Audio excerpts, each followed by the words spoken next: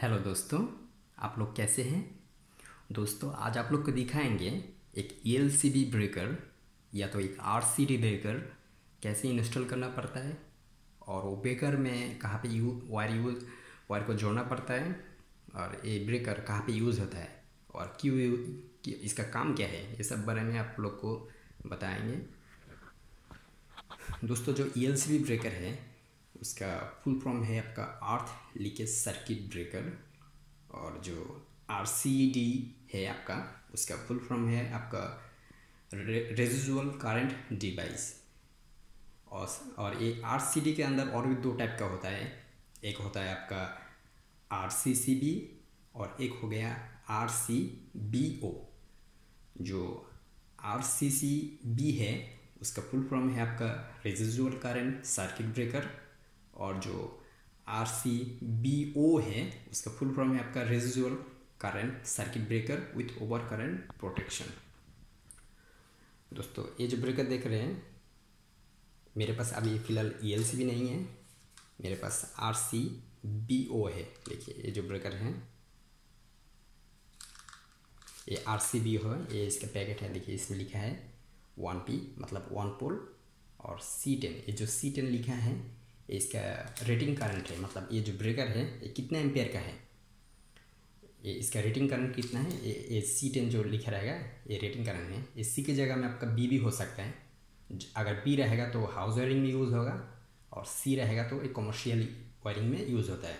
और ये जो 10 है इसका रेटिंग करंट है एम्पियर C10 मत।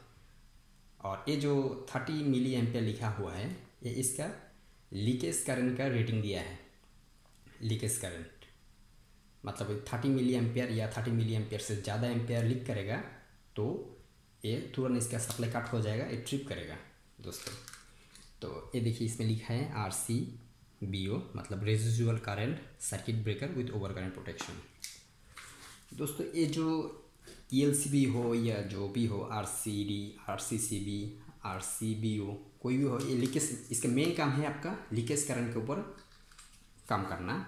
ये लीकेज करंट के ऊपर काम करता है। और दोस्तों ये जो देखिए हम लोग का जो ब्रेकर है 1 पोल का है। ये ब्रेकर हम लोग का मेरा हाथ में जो है ये 1 पोल का ब्रेकर है। इसमें आपका 2 पोल भी होता है और 4 पोल भी होता है। या तो इसमें 1 पोल होगा या तो 2 पोल होगा या तो 4 पोल होगा। जो 4 पोल है वो 3 फेज में यूज़ होता है। जैसे ये जो ब्रेकर है ये 4 पोल का है। दोस्तों ये देखिए ये न्यूट्रल के लिए है और ये तीनों फेज के लिए है। RYB इन होगा, RYB आउट होगा, और यहाँ पे न्यूट्रल इन होगा, ये न्यूट्रल आउट होगा। दोस्तों ये जो ELCB या तो RCD जो भी ब्रेकर है इसमें फेज न्यूट्रल दोनों क्यों जोड़ना पड़ता है।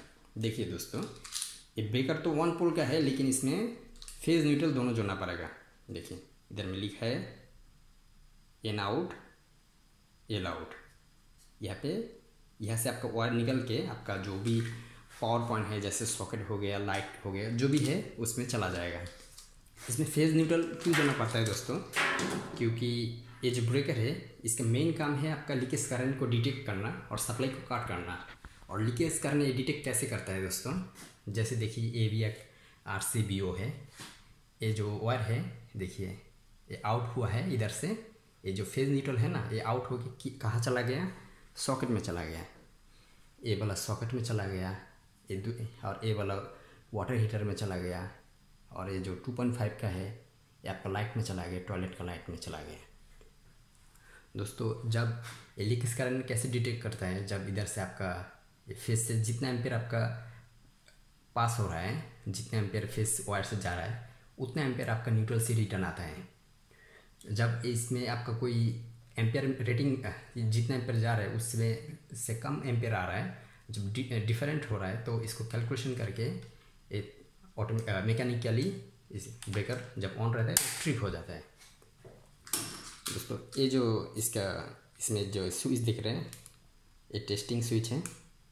इसको आप पुश करेंगे नीचे की तरफ, अगर ये ऑन रहेगा इसको पुश करेंगे तो ये ट्रिप हो जाएगा। ये टेस्टिंग के लिए दिया है, मंथली 1 टाइम इसको पुश करके आपको चेक करना पड़ता है ये ब्रेकर ठीक ठाक काम कर रहा है कि नहीं। तो दोस्तों अभी आप लोग को दिखाता हूँ ये ब्रेकर कैसे इंस्टॉल करना पड़ता है। दोस्तों ये जो सिंगल पॉइंट देख रहे हैं इधर में 1 पोल का ब्रेकर होगा तो इसमें ऐसा रहेगा, इसके साथ एक न्यूट्रल वायर रहेगा, क्योंकि 1 पोल का ब्रेकर है। जब 2 पोल इसमें नहीं जोड़ सकता क्योंकि 3 पीस का डीबी है, इसमें सिंगल आपका पॉइंट निकला है, तो इसमें 2 पोल हम लोग यूज़ नहीं कर सकते हैं। इसलिए ये ऐसा डीबी अगर होगा, ऐसा कोई डीबी है या सिंगल फेज डीबी है, वहाँ पे आपका ऐसा आपका 1 पोल ब्रेकर यूज़ करना पड़ता है। और दूसरा डिज़ाइन के डीबी होगा तो आपको उधर में 2 पोल लगा सकते हैं। इसमें हम लोग 2 पोल ब्रेकर यूज़ नहीं कर सकते। 2 पोल ब्रेकर होगा तो उसके साथ ऐसा न्यूट्रल वायर नहीं रहेगा दोस्तों। तो इसको कैसे कनेक्शन करना है, इधर आपको मेन सप्लाई देना है, ये जो सिंगल पॉइंट है इधर में आपको मेन सप्लाई देना है। तो ये क्या है, ये इधर मेन सप्लाई आया है, ये मेन ब्रेकर है। जब ये इस ब्रेकर को ऑन करेगा तो ये जो बार देख रहे हैं तीनों में आपका R phase, Y phase, B phase, R phase, Y phase, B phase चला जाएगा, इस सब में फेज आ जाएगा। ये जो है ना, ये बार ऐसा बहुत है इसमें, तो इसको हम लोग ऐसे फिक्स करना पड़ता है। देखिए दोस्तों, अब ये स्क्रू को टाइट कर देंगे तो हो गया, ये कनेक्शन ब्रेकर इधर फिक्स हो गया। तो इधर से क्या होगा, सप्लाई इसके अंदर आएगा, और ये जो एन आउट एल आउट है, इसमें से आपका आउट में चला जाएगा, लोड में चला जाएगा वायर। और ये जो ब्लैक कलर का वायर है, ये इसका मेन न्यूट्रल है। देखिए, जब इधर से आपका फेस जाएगा, फेस इधर से होके एल आउट से आपका लोड में चला जाएगा, और लोड से घूम के फेस, लोड से घूम के फिर एन आउट से रिटर्न आएगा, इधर से रिटर्न आएगा। यहाँ से फेस आ रहा है, इन कर रहा है, इधर से आउट हो रहा है, और लोड में जाके ऐसे घूम के इसमें आएगा, ब्रेकर में आएगा। ब्रेकर के में आने के बाद ये न्यूट्रल को आपको पास होना पड़ेगा। तो ये न्यूट्रल किधर से जाएगा, रिटर्न किधर से जाएगा, वो ये जो ब्लैक वायर है इसमें से रिटर्न जाएगा।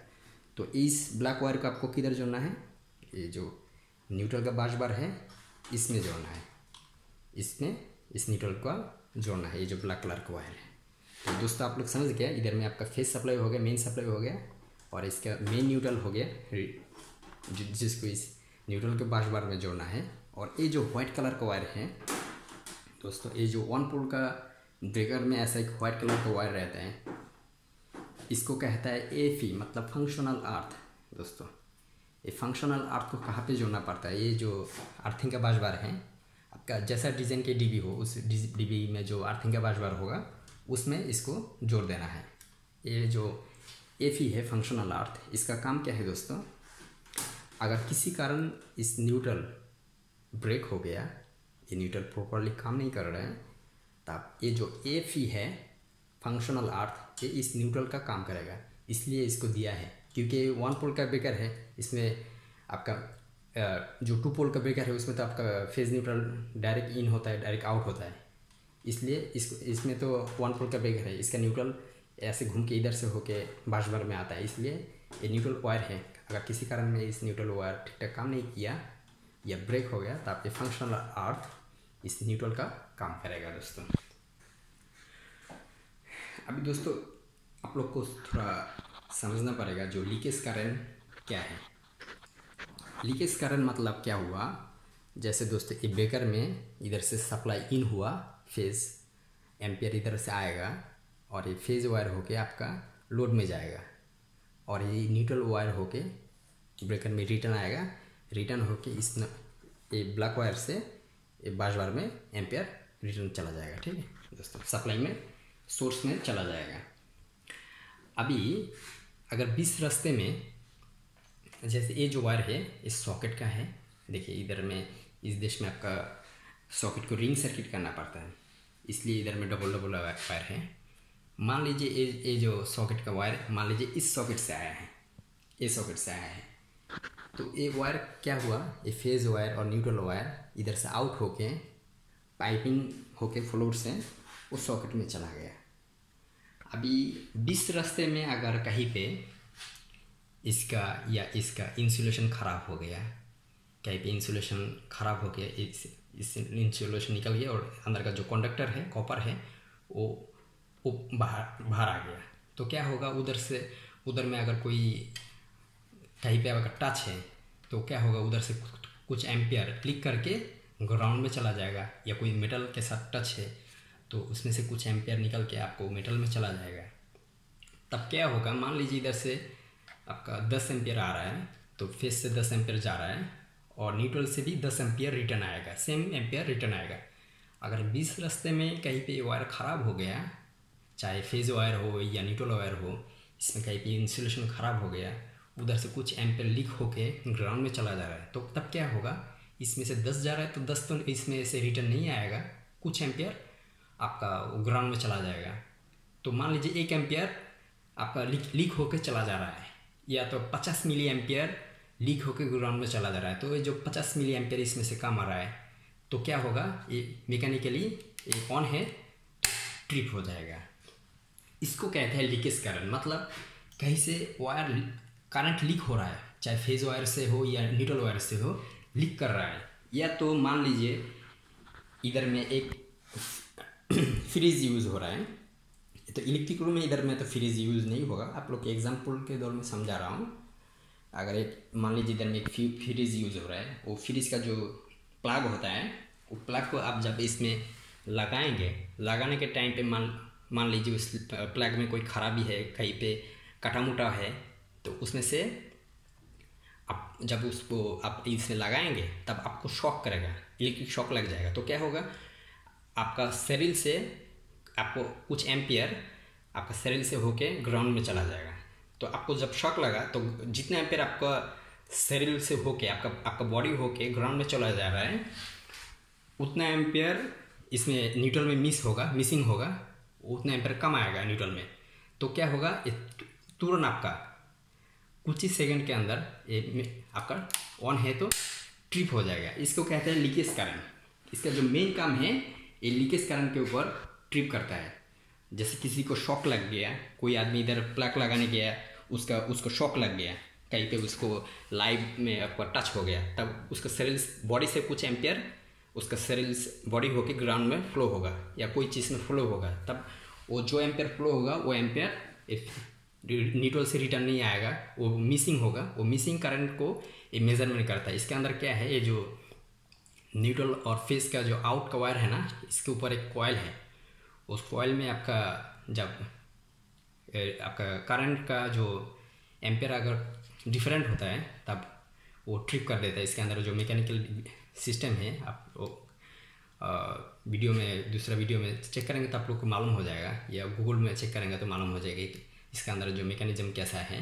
फिलहाल ये लीकेज करंट क्या है आप लोग समझ गए, उम्मीद करता हूँ।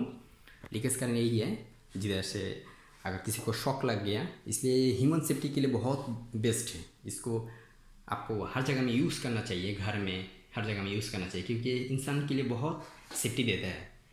आप इस स्विच को ऑन कर दिया, अगर आपका हाथ में पानी है, आप इस स्विच को ऑन करने गया, आपका इधर शॉक लग गया, कुछ एम्पियर आपका स्विच ख़राब होने के कारण आपका शरीर में करंट आ गया, शॉक लग गया, तो क्या होगा, आपका बॉडी होगा कुछ एम्पियर ग्राउंड में चला जाएगा। तो फेस से जितने एम्पियर आ रहा है, कुछ एम्पियर आपका बॉडी से ग्राउंड में चला जा रहा है, तो वो जितने एम्पियर आपका बॉडी होकर ग्राउंड में चला जाएगा, उतना एम्पियर न्यूट्रल में मिस होगा। तो इसमें डिफरेंट होगा एम्पियर का, ये डिफरेंट को ये डिटेक्ट करता है और तुरंत ये ऑन है तो ट्रिप हो जाता है।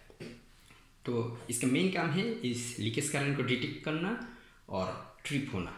दोस्तों अभी आप लोग को ये समझाता हूँ, ये ELCB, ये RCD, RCCB और RCBU इतना टाइप के ब्रेकर क्यों है। देखिए दोस्तों, ये जो ब्रेकर देख रहे हैं, एक MCB है